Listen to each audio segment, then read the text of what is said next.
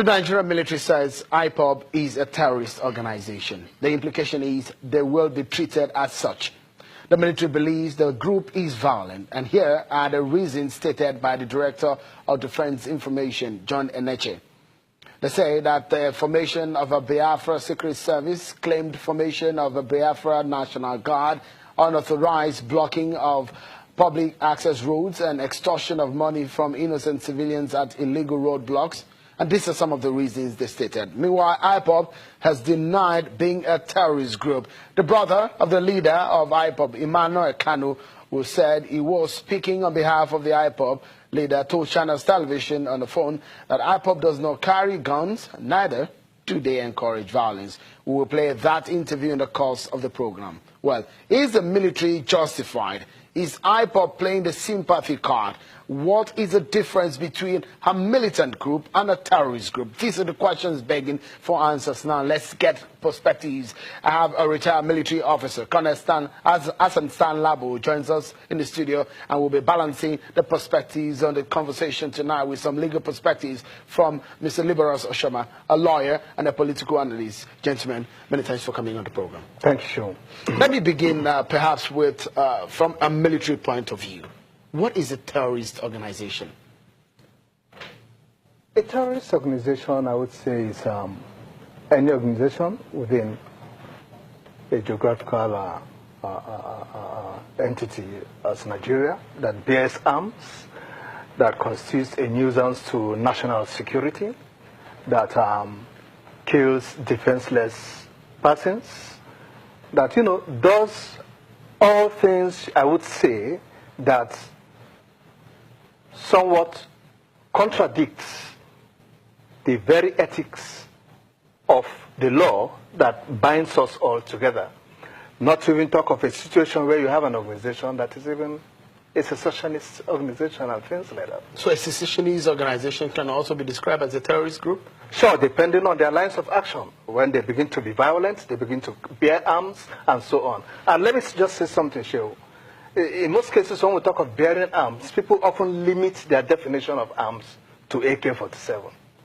Even if you carry a pounded yam pistol, a mortar pistol, you are armed. If you carry a knife, you are armed. If you carry a cutlass, you are armed. Even a broken bottle? You are armed. You don't. So the definition of an arm is... The definition of arm is not limited to automated weapon. No.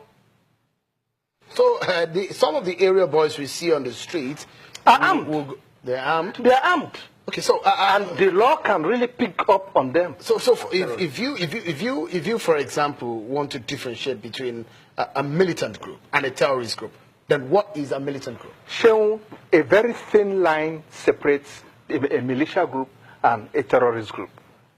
They are all of nuisance value to national security. They both bear arms. They both kill defenseless individuals. They do things that contradicts our very laws, and so on. In fact, the militia is just at the mercy of the labeling authority.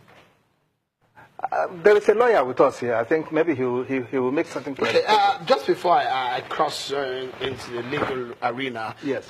Still within the military, let's get a sense of at what is the degree of activity of a group of people who say they are freedom fighters. To what degree, to what point can they be said to be a dangerous organization? Thank you, Sean. One man's freedom fighter is another man's, what do we call it? Another man's terrorist. However, even if you say you are a freedom fighter or you are pushing self-determination or whatever, your approach, the manner in which you handle the situation, can either attract negativities upon you or attract positive sympathy for you. Okay? There is a way, whatever Ipob and Kanu are doing, that could have really attracted sympathy on them. Okay. Take a pause, Colonel. Let me cross to the lawyer here. Legally speaking, what is the implication of a government, particularly the defense headquarters saying this group is a terrorist organization, legally speaking? Legally speaking, the moment you're declared a terrorist, that means you are declared an enemy of the state. And you know the way the state treats its enemies. And so that's why, for me, I think it's a bit extreme. It's a bit extreme, especially the circumstances that breeds these organizations, this group.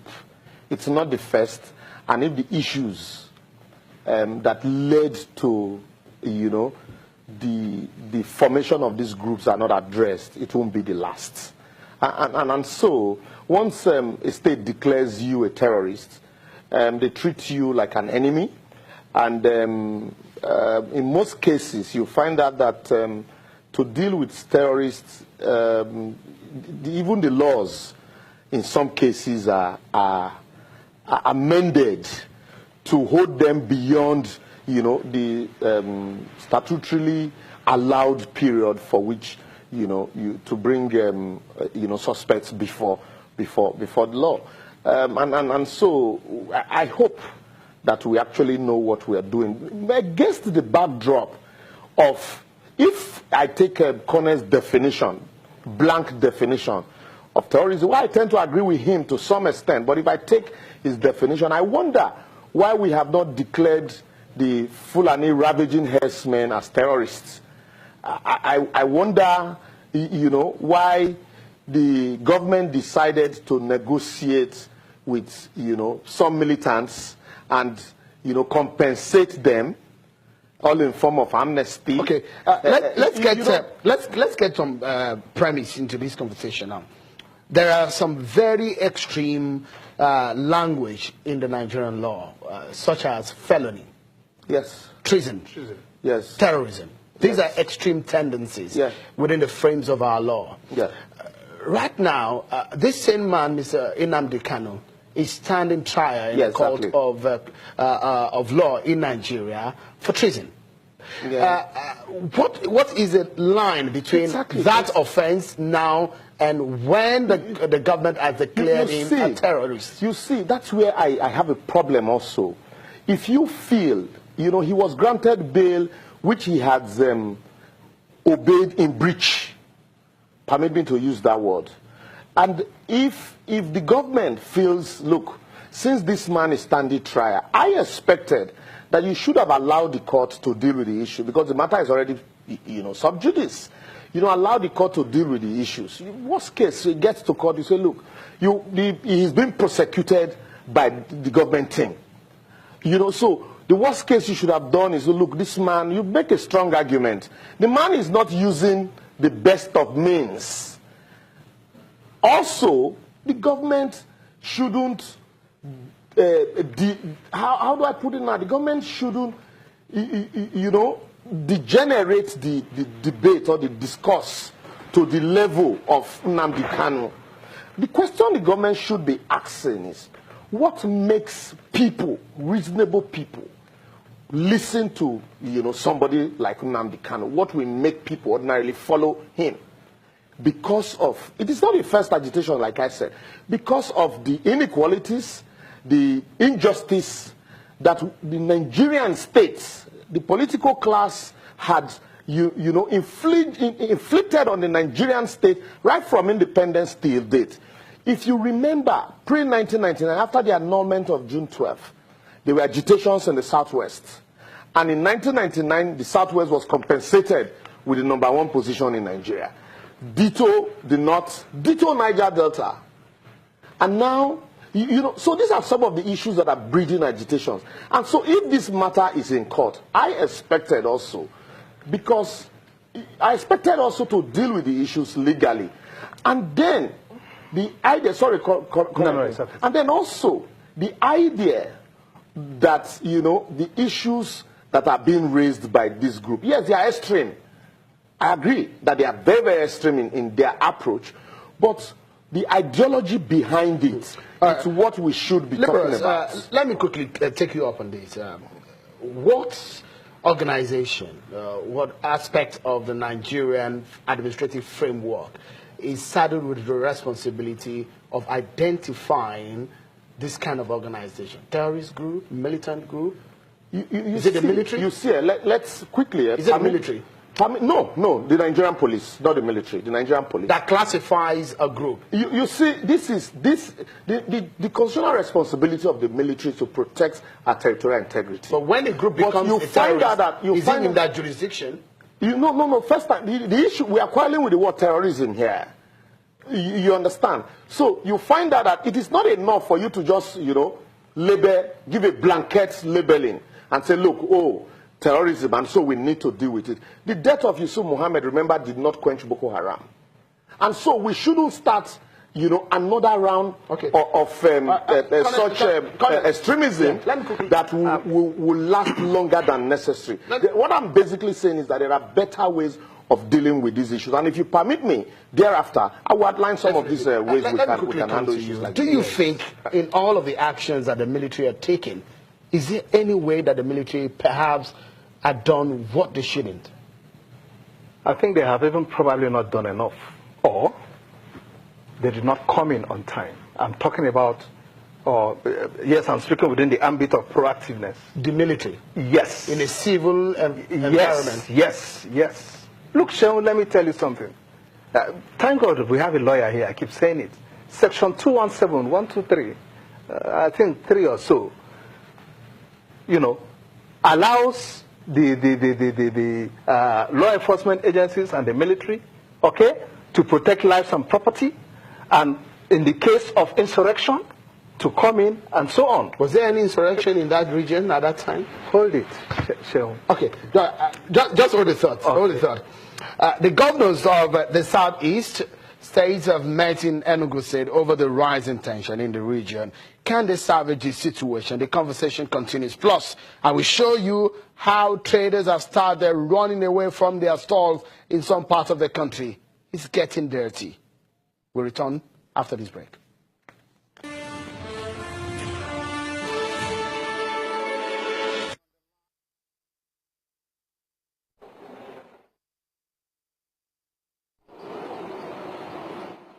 Laughable that is coming from a military intelligence officer.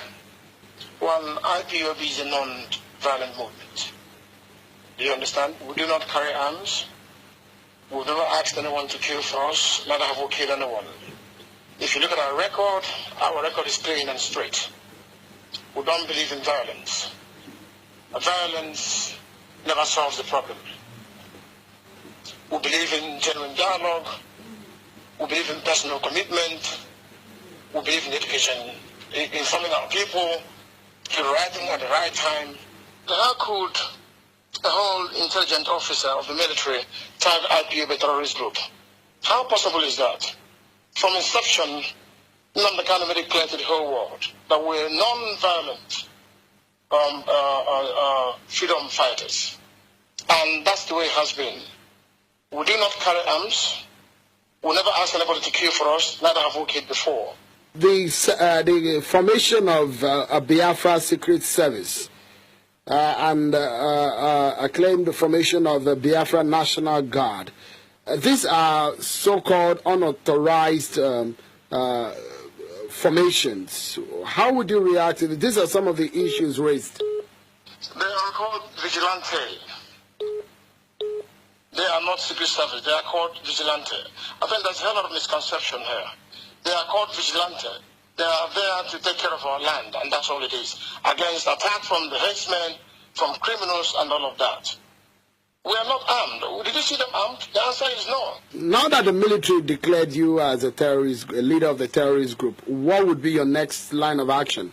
Of course, there are procedures, of course. There are laws in this country that we must have to follow. As a non-violent practitioner. So we will do everything within our power and within the law to make sure that nobody will tag IPOB a terrorist group. They came to my house. Let me say this. They came to my house. That was yesterday. Night, they never invaded my house. Now there's a report saying that they found some arms in Nnamdi Kanu's house. So how come they're having this contradiction? You see, it's very, very, very, very funny, to be honest. They came into our house, shot everybody. They killed 22 people. To the house, you see stains of blood.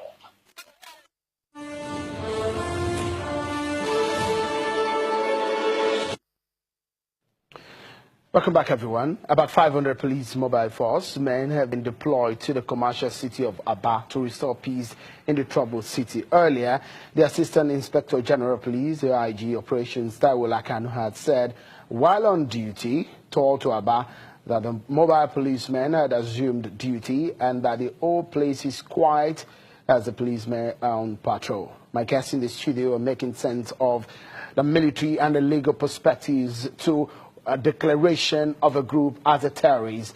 Ipob has been declared a terrorist. That's the developing story we've been following for you on Channels Television. The group has come out to say they are not terrorists, they do not carry arms. And that is how the federal government of Nigeria sees that group. We'll take the conversation further.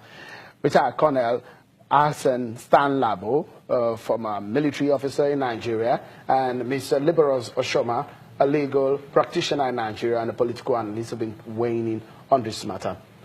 Well, now, you before we went on that break, yes, right, you were going to say whether or not the military has done enough or they haven't. Thank you. Sean, let me say this: the level of information or the amount of information before government is not available to we ordinary folks on the streets. And most of this information at times borders within national security, their intelligence, which may not be divulged to the public. The point I'm trying to drive home here is this. Government is gradually beginning to learn its lessons. These were the sort of mistakes we made until Boko Haram became as hydra-headed as it was, to a point that we could not contain it. So you're making the same mistakes? Just excuse me. It got to a point whereby even the authorities that ought to react were rather reading a different meaning into it, be it political or whatever. And there was a need that by the time we came in, it was already late. El Zakzaki in Zaria started a very funny thing. Okay? If you know Zaria very well, nearly half of Zaria was under his control. And he was getting larger than life. It became necessary to curb his excesses before we have another Boko Haram in our hands. Colonel, just today we have done that. Just a moment, Colonel. Just a moment. Let me show you a dictionary meaning of the word terrorist.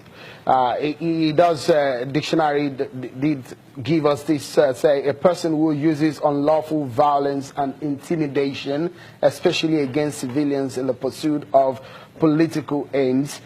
He went further, he goes further to say 4 commercial aircraft, that's an example, were hijacked by terrorists.